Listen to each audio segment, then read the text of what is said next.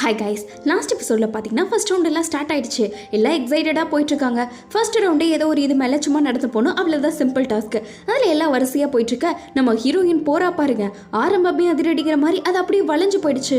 பார்த்த உடனே இது வரைக்கும் இப்படி வளைஞ்சதே இல்லையே, இருடா இதன்ட்டு எல்லாம் வாய பிளந்துட்டுருக்க. நம்ம ஹீரோயினும் இது ஒரு வேலை எதுனா அழகிரியாக இருக்குமோ, இன்னும் இப்படி ஆயிடுச்சுங்கிற மாதிரி பயத்தில் தான் இருக்கா. ஃபர்ஸ்ட் ரவுண்டே போய் பார்க்குறாங்க, எல்லாம் லைனில் நின்றுட்டு இருக்காங்க. அப்போ தான் ஒவ்வொரு அனௌன்ஸ்மெண்ட்டாக சொல்லிட்டு இருக்காங்க. என்னன்னா, இப்போ இந்த மாதிரி ஃபர்ஸ்ட் ரவுண்ட் செலெக்ஷன் வரும், இதில் செலக்ட் ஆகிட்டா நீங்கள் செகண்ட் ரவுண்டு போகலாம், இல்லைனா அப்படியே வீட்டுக்கு போயிடலான்ட்டு ஒவ்வொரு ரூல்ஸாக சொல்லிக்கிட்டு இருக்காங்க. இது எல்லாமே ராணி இருக்காங்களே, அவங்க இப்போதைக்கு புதுசாக எல்லாத்தையும் மாற்றி வச்சுட்டாங்களாமா. எப்போவுமே பழையபடி நடக்கும்ல, அந்த போட்டியெல்லாம் இல்லை, இப்போ எல்லா கேமும் புதுசு அப்படின்ட்டு. ஃபர்ஸ்ட் கேமே பார்த்தீங்கன்னா இந்த ஷார்ட் த்ரோன் இருக்குல்ல, அந்த மாதிரி தான் வைக்கிறாங்க. இது தூக்கி அந்த கோட்டு கீழே போடணும், அப்படி போட்டு அதை தாண்டிடுச்சுன்னா தான் நீங்கள் பாஸ், இல்லைனா ஃபெயிலு. இது உங்களோட ஃபிசிக்கல் ஸ்ட்ரென்த்தை செக் பண்ணுறதுக்குன்னு சொல்லிக்கிட்டு இருக்க. எல்லாத்துக்கும் பயம், ஏன்னா ஷார்ட் புட் மாதிரி இருக்குதுல்ல, இதை எப்படா தூக்குறது அப்படின்ட்டு இருக்க. வாலண்டியராக ஃபஸ்ட்டு அந்த ஜூன் இருக்கால, அவள் பார்த்தீங்கன்னா போகிறா. இவனும் அப்படியே கஷ்டப்பட்டு பால் எல்லாம் எடுத்துட்டு வந்து அவளை போடுன்னு சொல்றான். ஜூன் ஒரே போடுவா பாருங்க, பால் தாண்டிடுது. எல்லாத்துக்கும் ஒரே ஆச்சரியம், சூப்பரா கலக்கிட்டா அப்படி இப்படின்னு பேசிட்டு இருக்க. பார்த்தா அவளுக்கு டூப்ளிகேட் ஏற்பாடு பண்ணி கொடுத்துருக்கா. இது நம்ம ஹீரோயினுக்கு தெரிஞ்சிருச்சு. ஐயோ, இப்படிதான் எப்பவுமே ரேசிஸ்ட் பண்ணிட்டு இருப்பாங்க, மற்றவங்களுக்கு எல்லாம் ஒரிஜினல், இவளுக்கு மட்டும் டூப்ளிகேட்டு. ஏன்னா இப்போ யார்கிட்டையும் எதுவும் சொல்லவும் முடியாதுன்னு நம்ம ஹீரோயின் எப்படியாச்சும் பாஸ் பண்ணி ஆகணும்ட்டு இங்கே சியாலா வெறித்தனமா இருக்கா. எப்படியோ அவள் தூக்கி போடுறா, பட் சியாவோடது பாஸ் ஆயிடுச்சு. அவனாலேயே நம்ப முடியல. பரவாயில்லையே அப்படின்ட்டு ஜூனும் பார்த்துக்கிட்டு இருக்க. அடுத்து நம்ம ஹீரோயினோட டர்னு. இப்போ நடக்குது பாரு, இதுதான் உன் வாழ்க்கையவே மாற்ற போகுது. அதான் இருக்கிறல, அவள் தான் ஜூனு நினச்சிக்கோ, இருக்கிற மொத்த கோவத்தி அவன் மேலே இறக்கு அப்படின்ட்டு ஹீரோயின் அவளுக்கு அவளே ஆறுதல் சொல்லிட்டு ஃபர்ஸ்ட் ஸ்டெப் அப்படி எடுத்து வைக்கிறா. அவனால் எவ்வளோ முடியுதோ சரி, படித்த எல்லா சயின்ஸும் இறக்கி அப்படியே புஷ் எக்ஸு ஒயின்ட்டு போட்டுக்கிட்டு இருக்க. கரெக்டாக பாலு பார்த்தீங்கன்னா போயிடுது. அங்கே ஜூனுக்கெல்லாம் மூஞ்சியே மாறிட்டு இருக்கு. இங்கே நடக்கிற ப்ரோக்ராமில் நம்ம இளவரசர் இருக்கார்ல, அவர் அந்த காம்பஸை வச்சு பார்த்துட்டு தான் இருக்காங்க. என்ன உனக்கு டைம் போகலையா, நல்ல என்டர்டைன்மெண்ட்டாக இருக்கு போல அப்படின்ட்டு. அப்படி என்னதான் அவ்வளோ தூரம் பார்த்துக்கிட்டு இருக்க, உனக்காக எத்தனை பேர் போட்டி போடுறாங்க பாரு அப்படின்ட்டு இருக்கான். ஒரு வேளை இதில் மட்டும் நம்ம நீ நினச்சி பொண்ணு ஜெயிக்கலனா என்ன பண்ணுவேன், ஹீரோயின் ஜெயிக்கலனா என்ன பண்ணுவேன்னு கேட்டுக்கிட்டு இருக்க. அப்படியே ஜெயிக்கலனாலும் நான் இதை நிறுத்திடுவேன் அப்படின்ட்டு இருக்கான். அப்புறம் எதுக்கு இதில் நடக்க வைக்கிற அப்படின்ட்டு இருக்க. அவளுக்கு என் மேலே எவ்வளோ ஆசை இருக்குது, அவள் எவ்வளோ எஃபோர்ட் போடுறான்னு நான் தெரிஞ்சுக்கணும்ல, அதனால தான். அதுக்கு தான் நம்ம ஹீரோயின் கூட எப்படியாச்சும் ஜெயிச்சிருவேன் தான் சொல்லியிருக்கா. அவன் மேலே நம்பிக்கை வச்சு தான் அவளுக்காக வெயிட் பண்ணிட்டு இருக்கங்கிற மாதிரி இளவரசரை பார்த்துக்கிட்டே இருக்க. அவ்வளோ ஃபன்னாக இருக்கா என்ன அப்படின்ட்டு ஹீரோனும் வாங்கி பார்க்குறான். பார்த்தாதான் அவனுக்கு ஏதோ ஒரு ஷாக்கு. அப்படி என்னத்தான் அவன் பார்த்துருப்பான் அப்படின்னா, சியா இருக்கால, அவள் பார்ட்டிசிபேட் பண்ணுறதா பார்த்துருப்பான். பார்த்த உடனே இவனுக்கு அப்படியே மனசெல்லாம் நுரைஞ்சு போயிடுது. அடுத்த செகண்ட் ரவுண்டு பார்த்தீங்கன்னா குறிப்பாத்து விடுறதுல அந்த மாதிரி தான். யாரோட டார்கெட் கரெக்டாக ஃபினிஷ் ஆகுதோ அவங்களாம் ஜெயிச்சிட்டாங்க. ஒரு வேளை அவுட் ஆஃப் இதில் போனால் தோத்துட்டாங்க அப்படின்ட்டு இருக்க. ஃபர்ஸ்ட் சியா தான் விடுறா, விட்ட உடனே பாஸ் ஆயிடுறா. ஃபர்ஸ்ட்டே அவள் பாஸ் ஆகிட்டு இருக்க. இன்னொரு பக்கம் ஜூனுக்கெல்லாம் பார்த்தீங்கன்னா டார்கெட் கூட விட தெரியல. அவன் எந்த பக்கம் அம்பு கொண்டு போகிறாளோ அந்த பக்கம் போர்டை ஊற்றிட்டு இருக்காங்க. ஹீரோயின் இதெல்லாம் கம்ப்ளைண்ட் பண்ணாலும் சரி, அதெல்லாம் அவள் விட்டுறா. அதனால இதெல்லாம் கணக்கில்லை, நீங்கள் தான் ஏதோ பார்த்து பண்ணணும், ஒருவேளை நீங்கள் மட்டும் தோத்துட்டிங்கன்னா வெளியே போயிடணும் அப்படின்ட்டு ஹீரோயினை பிளாக்மெயில் பண்ணிக்கிட்டு இருக்காங்க. என்னடா இது கொடுமை, நான் இப்போ விடுறேன் பாடுறா அப்படின்ட்டு ஹீரோயின் பார்த்தீங்கன்னா என்னவே திட்டிட்டீங்களேன்னு விட்டுட்டு இருக்க. காற்று வேற பக்காவாக அடிக்குது. இப்படி எல்லாம் காற்று அடிச்சா எவ்வளோ பெரிய பெரிய விழானாலையும் முடியாது. அப்படி இருக்கும்போது ஹீரோயின் மட்டும் எப்படி விடுவான்ட்டு எல்லாம் கேட்டுட்டு இருக்க. அது அவளோட தலையெடுத்துன்னு ராணி அவ்வளோ சிரிச்சுக்கிட்டே சொல்லிட்டு இருக்கான். இருந்தாலும் ஒரு ஆண் தேவதை மாதிரி ஒரு குட்டி ஏஞ்சல் சுற்றிட்டு இருக்கும் பார்த்தீங்களா, அது இப்போ பாரு என்னோட விதியை நான் காட்டுறேன் அப்படின்ட்டு அது ஏதோ ஒரு மேஜிக் பண்ண. ஹீரோயினும் பார்த்தீங்கன்னா இருக்கிற எல்லா சாமியை கும்பிட்டுக்கிட்டு எப்படியாச்சும் நான் விட்டுறணும் அப்படின்ட்டு இவ்வளோ அம்பு விடுறா. பட் விட்ட உடனே நம்ம ஹீரோயின் நினைச்ச மாதிரியே அது சரியான டார்கெட்ல போயிடுது.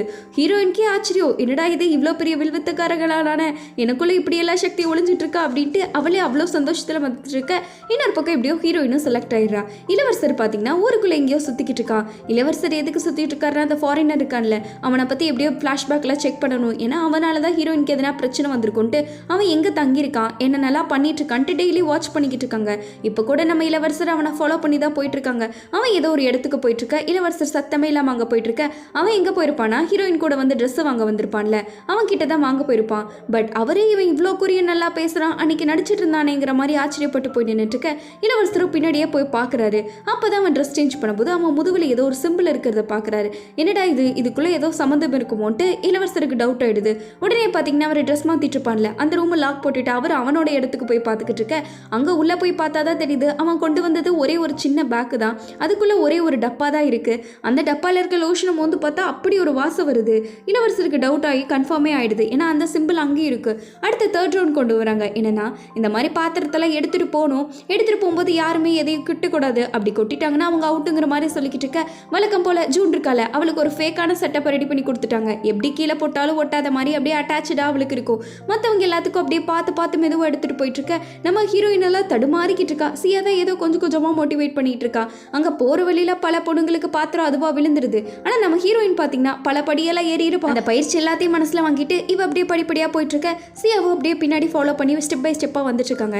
நிறைய பேர்லாம் பார்த்தீங்கன்னா கொஞ்சம் குமியும் போது கொஞ்சம் தடுக்கும் போதுன்ட்டு பாதி இது கலண்டுற மீதி இதெல்லாம் ஜூனை தள்ளி விட்டு சீட்டிங் பண்ணிக்கிட்டு இருக்கா. அப்போ நம்ம ஹீரோயினும் அவளும் தான் போட்டி போயிட்டு இருக்காங்க.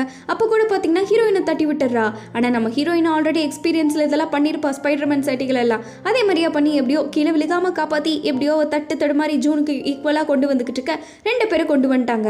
நம்ம ஜூனும் அவளும் போட்டி போட்டுட்டு ஓடிக்கிட்டு இருக்காங்க. பட் ஜூனுக்கு டஃப் கொடுத்து அவளும் வந்துடுறா. இப்படிலாம் பண்ணுறக்கு உனக்கு அசிங்கமா இல்லையாங்கிற மாதிரி ஜூனை ஒரு பார்வை பார்த்துட்டு எல்லாம் வெளியே வந்துட்டு இருக்கும்போது சியாவும் எப்படியோ அந்த போட்டியை ஜெயிச்சிடுறா. ரொம்ப தேங்க்ஸ், நீங்கள் தான் எனக்கு இன்னைக்கு மோட்டிவேட் பண்ணி ஹெல்ப் பண்ணிக்கிட்டு இருந்தீங்க அப்படின்ட்டு பேசிக்கிட்டு இருக்க சியாவும் அதெல்லாம் பரவாயில்லன்னு சொல்லிக்கிட்டு இருக்கா. ஆனால் என்னதான் இருந்தாலும் சியா சிரிக்கிறது பார்த்தா இவளுக்கு இன்னுமே கில்ட்டாக தான் இருக்கு.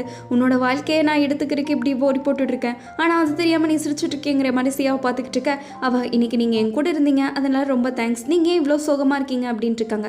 அதெல்லாம் இல்லை, அடுத்த போட்டியில் மீட் பண்ணுவோம், நீங்கள் போய் நல்லா ரெஸ்ட் எடுங்க அப்படின்ட்டு ஜூனை வேணும்னே போகும்போது நம்ம ஹீரோயின் இப்படி சீட்டிங் பண்ணுறா பார்த்தீங்களா, நீங்கள் வேணும்னே இதெல்லாம் பார்த்துட்டு தானே இருந்தீங்கன்ட்டு ஜூனோட காதில் கத்துற மாதிரியே பார்த்துக்கிட்டு இருக்கா. அப்புறமா நம்ம ஹீரோயின் அடுத்த போட்டியில் எப்படியாச்சும் இவளை தோக்கடிச்சே ஆகணும் நம்ம அப்படின்ட்டு அவள் வெறியா இருக்க பின்னாடியே பார்த்தீங்கன்னா இங்கே நம்ம ஹீரோயினுக்கு சிட்டு வெயிட் பண்ணிக்கிட்டு இருக்கா. பட் ஹியூனோ சியாக்காக வெயிட் பண்ணிக்கிட்டு இருக்காரு. பாவம் அவருக்கு மனசு நொடிச்சு போனது இன்னுமே தெரியல போல. அவர் அப்படியே யோசனை பண்ணிக்கிட்டே இவளை பேசலாமா வேண்டாமான்னு இருக்காங்க. ஆனால் ஹீரோயின் பார்த்தீங்கன்னா எல்லாத்தையும் மறந்துரு, இப்போ நீக்கே ஃபோக்கஸ் பண்ணு கேமில் மட்டும் அப்படின்ட்டு அவளுக்கு அவளே பேசி ஆறுதல் சொல்கிற நிலைமைக்கு போயிட்டா. அப்போ கரெக்டாக இளவரசர் அங்கே வந்திருக்காரு.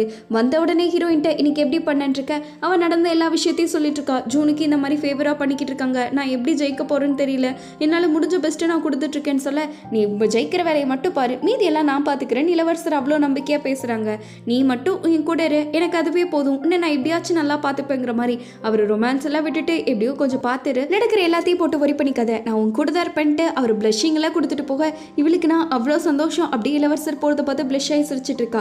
அங்கே இளவரசர் அப்படியே போயிட்டு இருக்கும்போது எவனோ ஒருத்தர் பின்னாடி தாக்குற மாதிரியே வந்துகிட்டு இருக்கான். இளவரசர் அப்படியே சடனாக திரும்பி பார்க்க இங்கே அடுத்த ரவுண்டுக்கு வந்துடுறாங்க. வந்த உடனே பார்த்தீங்கன்னா இந்த ரவுண்டு பார்த்தீங்கன்னா எல்லாத்தோட அறிவை குறிக்கிறது, அதனால எல்லாத்துக்கும் 10 பொற்காசுகள்னு கொடுத்துட்டு அடுத்த வாரம் எல்லாரும் வருவீங்க, வரும்போது 20 பொற்காசாக மாற்றி வரணும், அது எப்படி மாற்றுறீங்கிறது உங்ககிட்ட தான் இருக்குது, அதை மாற்றி கொண்டு வந்தால் தான் இந்த மாதிரி அடுத்த போட்டி என்ன ஆகும்னு நினச்சிட்டு இருக்க. அதே மாதிரியே புக்லேயும் இப்போ நடக்கிறது எல்லாமே டேட் டு டேட் அப்டேட் ஆகிட்டே இருக்கு. இளவரசரை போடுற மாதிரி எவனோ வந்திருப்பான்ல, அவன் வேற யாருமே இல்லை, ஹியூன் இருக்கான்ல, அவன் தான் கிட்டத்தட்ட அடிக்கிற மாதிரி வந்து அடி வாங்கிட்டு படுத்துட்டான். ஏண்டா அப்படி பண்ண, உனக்கு தெரியும் ஆல்ரெடி சியா இப்படி இந்த போட்டியில் கலந்துக்கிறான்ட்டு, அவளை ஏண்டா விட்ட அப்படின்ட்டு ஏதோ இளவரசரே வாலண்டியராக அவளை கொண்டு வந்து சேர்த்து விட்ட மாதிரி இவன் கதறிக்கிட்டு இருக்கான். அவளை நான் காதலிக்கிறேன்டா அப்படின்ட்டு பாவம் நொறுங்கி போய் மனசை பேசிக்கிட்டு இருக்க. அதுக்கு நான் என்னடா பண்ணுறதுன்ட்டு இளவரசர் கேட்டுக்கிட்டு இருக்காரு. எனக்கு அவளை பிடிச்சிருக்கு, நீ தான் எப்படியாச்சும் சேர்த்து வைக்கணும்னு இருக்க, ஏண்டா நானாடா அவளை கூட்டிகிட்டு வந்து பார்ட்டிசிபேட் பண்ண வச்சுங்கிற மாதிரி பேசிகிட்டு இருக்காங்க. அப்போ கரெக்டாக இளவரசரோட ஆள் இருக்காரு. அவர் வந்து உங்ககிட்ட ஒரு முக்கியமான விஷயம் காட்டணும் அப்படின்ட்டு அவசரமாக கூட்டிகிட்டு போக இங்கே டே என் காதலுக்கு வழி சொல்லிட்டு போடான்ட்டு ஹியூன் கத்திக்கிட்டு இருக்கான். அட போடா வேணன்ட்டு இளவரசர் இங்கே வந்திருக்காருன்னா அந்த வெஸ்டர்ன் காரன் இருக்கான பார்த்தீங்களா, அவனை தான் பார்க்க வந்திருக்காரு. அந்த லோஷன் இருக்குல்ல அவனை அரெஸ்ட் பண்ணிட்டாங்க. பிடிச்சி என்ன ஏதுன்னு கேட்டுக்கிட்டு இருக்க அவன் எதுவுமே சொல்ல மாட்டான். உனக்கும் ஜூனோட ஃபேமிலிக்கும் ஏதோ சம்மந்தம் இருக்குதானே சொல்லு, அவங்க கூட தானே நீ இது பண்ணியிருக்க, இப்போ மட்டும் நீ சொல்லலைன்னா அவ்வளவுதான், இங்கிருந்து நீ தப்பிக்க போகிறது கனவுல கூட நினச்சி பார்க்காத அப்படின்ட்டு வேணுனே பார்த்தீங்கன்னா அவனை கொஞ்சம் கொஞ்சமாக டார்ச்சர் பண்ண ஆரம்பிச்சிடுறாங்க.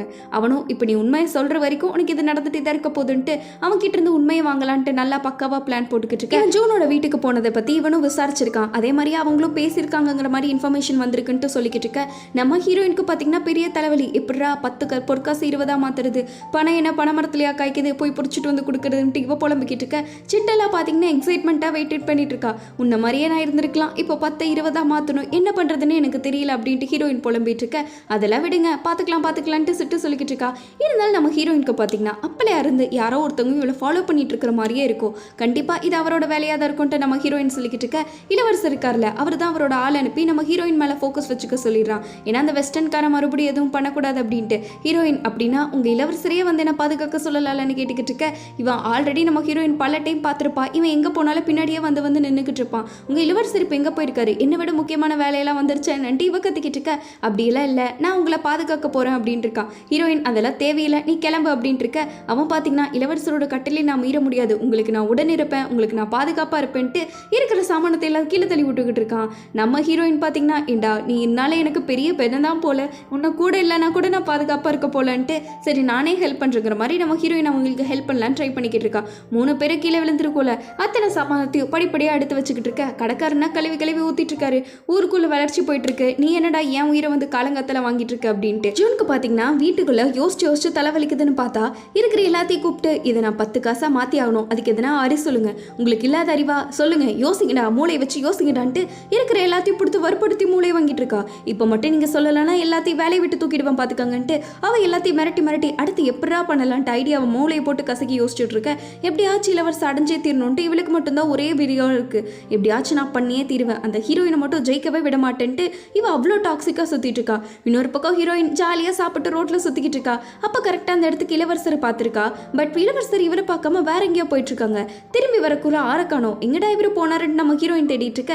என்னடா இது டக்குன்ட்டு என்னை பார்த்துட்டு இப்படி பார்க்காத மாதிரி போறாரு, ஏதோ ஒன்று இடிக்குதுன்ட்டு அவ பார்த்துக்கிட்டு இருக்கா. இளவரசர் எங்க போயிருக்காருன்னா ஜூன் இருக்கால, அவளை ஏதோ ஒரு பிரச்சனையிலேருந்து காப்பாற்றுற மாதிரி போயிருக்காங்க. இளவரசரை பார்த்தோன்னே அவளுக்கு பார்த்தீங்கன்னா வயிற்றுல இருந்த பட்டாம்பூச்சி மேலே வாய் வழியாக பறந்துக்கிட்டு இருக்க. என்ன இதெல்லாம் விதிதான் போல, நம்ம 2 பேரும் மீட் பண்ணுறது அப்படின்ட்டு இளவரசர் அப்படியே சக்கரையாட்ட பேசிட்டு இருக்காங்க. அப்படிதான் நானும் நினைக்கிறேன் அப்படின்ட்டு ஜூனை வீட்டுக்கு கொண்டு போய் விட்டுட்டு எனக்கு கொஞ்சம் ரெஸ்ட் தேவை, ஒரு ரூமில் நான் இருந்துக்கலாமான் இருக்க. எப்படியோ வருங்காலத்தில் நம்ம ஒரே ரூமில் தான் இருக்க போகிறோம், அதனால என்ன நீங்கள் போய் காத்துருங்க, நான் உங்களுக்கு எதனா கொண்டு வரேன் இருக்க. இளவரசர் பார்த்தீங்கன்னா எனக்காக எதனா நல்லா தான் எடுத்துகிட்டு வாங்குறாங்க, கண்டிப்பாக போய் நீங்கள் வெயிட் மட்டும் பண்ணுங்க, நான் வந்துடுறேன்ட்டு. இளவரசர் இந்த டைம் நான் விட மாட்டேன் அப்படின்ட்டு இவ பார்த்தீங்கன்னா இளவரசருக்கு ஏதோ சமைக்கலான்னு போயிருக்கா. அங்கே இளவரசர் உள்ளே வந்ததே அந்த சோதனை போடுறதுக்குதான். அவர் வந்த உடனே இந்த மாதிரி சிம்பிள் பட்டது எதனா கையில் கிடைக்குமான்னு பார்த்துக்கிட்டு இருக்க. கரெக்டாக இவ்வளோ பார்த்தீங்கன்னா டீ போட்டு எடுத்துகிட்டு வந்துட்டா. டீ போட்டு எடுத்துகிட்டு வந்தோடனே இளவரசர் ஹாஃப் போஷரில் உட்காந்துருக்காங்க. பார்த்த உடனே இவளுக்கு நான் வெக்க தாங்கலை, இந்தாங்க உங்களுக்காக நான் டீ கொண்டு வந்திருக்கேன் அப்படின்ட்டு இருக்க. இளவரசர் இந்த சூடான வெயிலுக்கு எனக்கு கொஞ்சம் தண்ணி கொடுத்தா நல்லா இருக்கும்னு இருக்க. அவ்வளோதானே, நான் போய் உங்களுக்காக எடுத்துகிட்டு வரேன்ட்டு அவள் வெக்கப்பட்டுக்கிட்டே இருக்கா. ஆமாம் எனக்காக நீ இருப்பேன், நானும் உனக்காக இருப்பேன்ட்டு இளவரசர் கடலை போட்டுட்ருக்கன்ட்டு அதோட இந்த எபிசோட் முடிக்கிறாங்க. நெக்ஸ்ட் எபிசோடில் தான் கைஸ் இளவரசர் தேவையான விஷயத்தை கண்டுபிடிச்சாரா இல்லையா, நம்ம ஹீரோயினுக்கும் ஜூனுக்கும் எதுனா சண்டை வந்துச்சா, இல்லை அடுத்த ரிசல்ட் என்னாச்சுங்கிறத அழகாக சொல்லியிருப்பான். அதை பார்க்க மறக்காமல் சப்ஸ்கிரைப் பண்ணிக்கோங்க. வீடியோ பிடிச்சிருந்தா லைக் ஷேர் கமெண்ட்லாம் பண்ணுங்கள். அடுத்து சூப்பர் எபிசோடில் மீட் பண்ணுவோம். அது வரைக்கும் பை ஸ்வீட்டீஸ்.